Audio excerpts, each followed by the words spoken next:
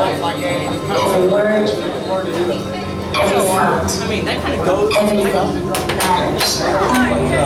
We seem to be alone in this race, one against all against one, struck down by pressures. The music taken from our souls, will the light ever come, or will darkness prevail? The choice is ours. The consequences are not. We choose tonight.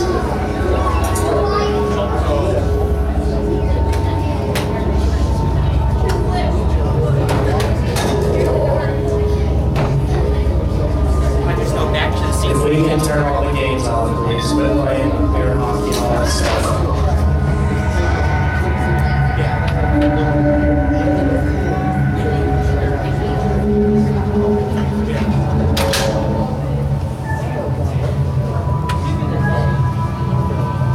Hi, dear uncle.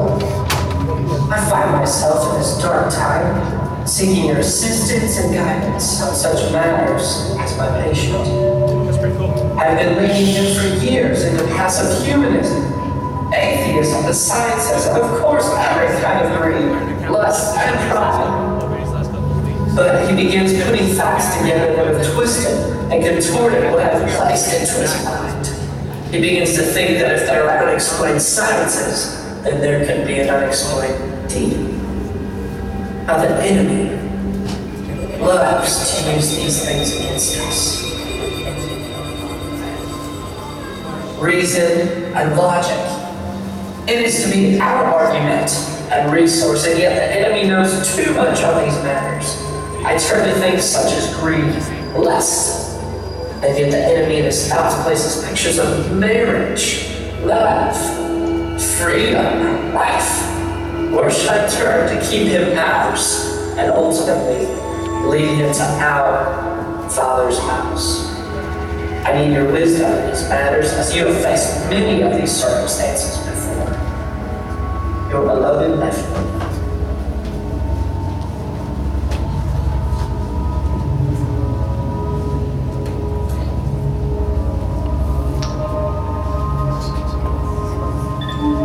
My dear nephew, I once had a patient, as you do, a sound atheist. One day as he sat reading, I saw a train of thoughts in his mind beginning to go the wrong way. Before I knew where I was, I saw my 20 years' work beginning to totter. If I had lost my head and began to attempt an offense by argument, I should have been undone. But I was not such a fool. I struck instantly at the part of the man which I had best under my control. He is now safe in our Father's house. You begin to see the point. Thanks to processes which are set and work in them centuries ago, they find it all but impossible to believe in the unfamiliar, while the familiar is before their eyes. Your affectionate uncle.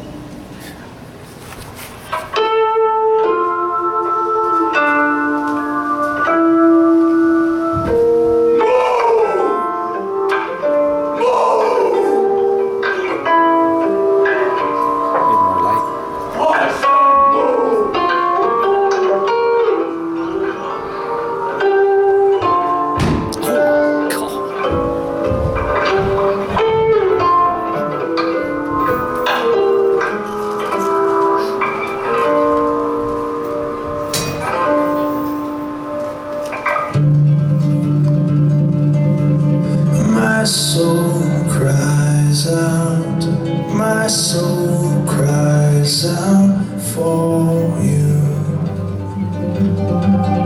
These bones cry out, these dry bones cry for you to live and move, 'cause only you can raise the dead, can lift my head up.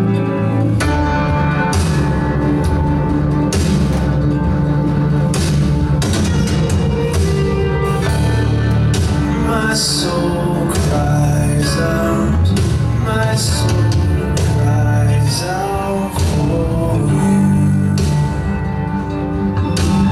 Jesus, you're the one who saves us, constantly creates us into something new. Jesus, surely you will find us. Surely our Messiah will make all things new. Will make all things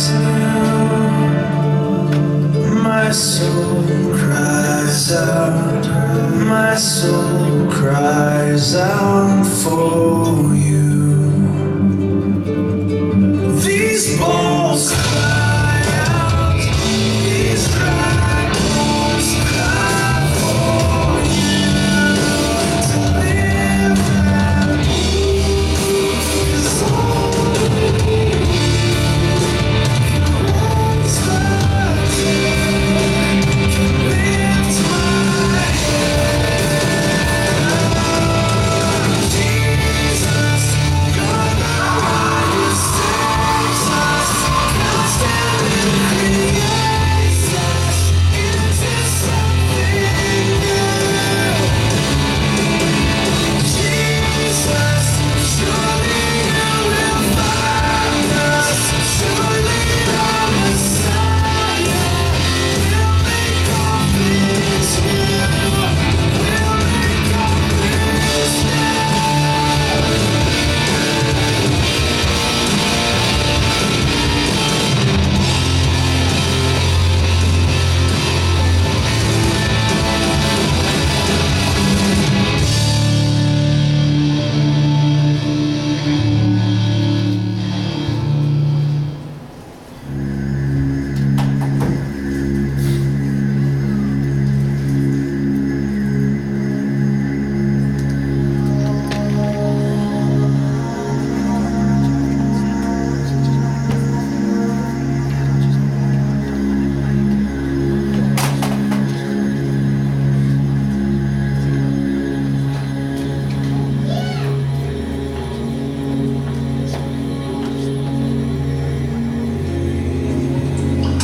Nephew, I note with great displeasure that your patient has become a Christian. Do not indulge the hope that you will escape the usual penalties. Indeed, in your better moments, I trust you would hardly even wish to do so. In the meantime, we must make the best of the situation. There is no need to despair. Hundreds of these adult converts have been reclaimed after a brief sojourn in the enemy's camp and are now with us. All the habits of the patient, both mental and bodily, are still in our favor. One of our great allies at present is the church itself. Do not misunderstand me. I do not mean the church as we see her spread out through all time and space and rooted in eternity, terrible as an army with banners. That, I confess, is a spectacle which makes our boldest tempters uneasy. But fortunately, it is quite invisible to these humans. Make his mind flit to and fro between an expression like the body of Christ and the actual faces in the next pew. Your patient, thanks to what I found below, is a fool. Provided that any of those faces sing out of tune, or have boots that squeak, or double chins, or odd clothes, the patient will quite easily believe that their religion must therefore be somehow ridiculous.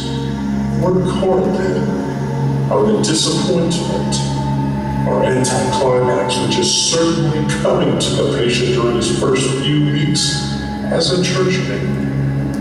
The enemy allows this disappointment to occur on the threshold of every human endeavor. The enemy takes this risk because he has a curious fantasy of making all these disgusting little human vermin into what he calls his free brothers and sons. Sons is the word he uses with his inveterate love of the degrading the whole spiritual world by unnatural license with the two-legged animals.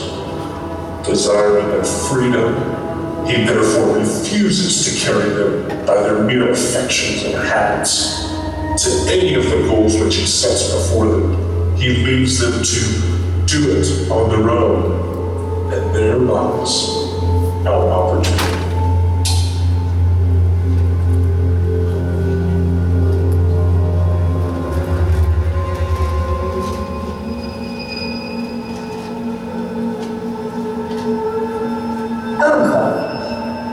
I accept with no excuse the consequences of the actions my patient has chosen to take part in. This opportunity you speak of, I have taken full advantage.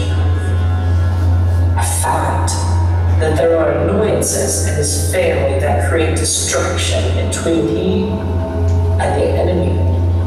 Blue Nose has become a close ally as it tends to my patient's mother, who is still in our strong grasp. While he is not in his home, we keep the pressure to fit in, show out at the top of our priorities. Understanding that these creatures long to be apart and not be left to themselves proves of advantageous on our behalf. Every time he rejects an offer for our drink of lust and promiscuity, alcohol, and depravity, he finds it isolates him all the more. We turn them into self-focused state, which is to our great advantage.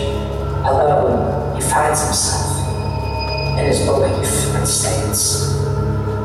This thought I do not have to put in at all. It finds its nest in his mind with ease. It is funny how mortals always picture us as putting things into their minds. In reality, our best work is done by keeping things out. We keep out of his mind the idea that there is a body of Christ available for his encouragement. Self-pity shall be our ally, which causes apathy.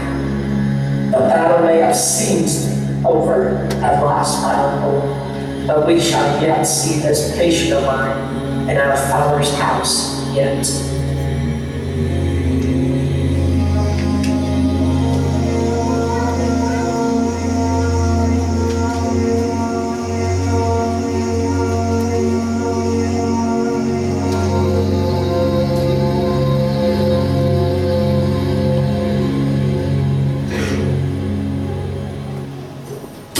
And then there was one man, one God, one Satan, one future, one hope, one lost, one alone, truly alone. How do we see past this vantage point?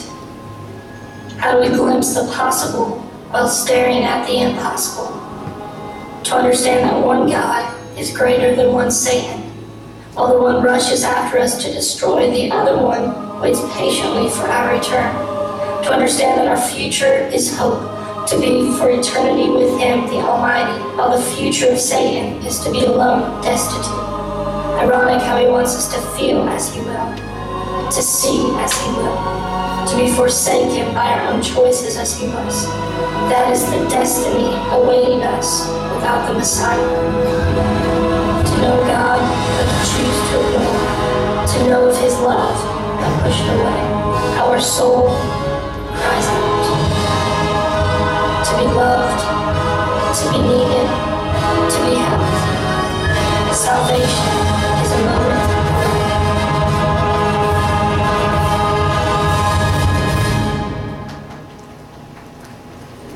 We all have gone astray.